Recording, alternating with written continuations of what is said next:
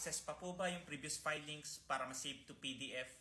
How to save for personal copies? Yes, maa-access pa rin po natin lahat ng previous ITR filing natin, pero doon lang siya pwedeng ma-access kung anong computer po ang ginamit natin dahil doon siya nakasave. Pag open mo ng EBIR, ilagay mo lang yung TIN, tapos click tab, mag-auto fill out na yung information mo, tapos piliin mo yung income tax return.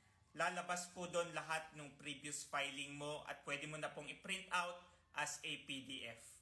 You are a freelancer at meron kang concern or question regarding freelancers BIR registration and freelancers tax compliance, comment mo lang yan at sasagutin ko yan.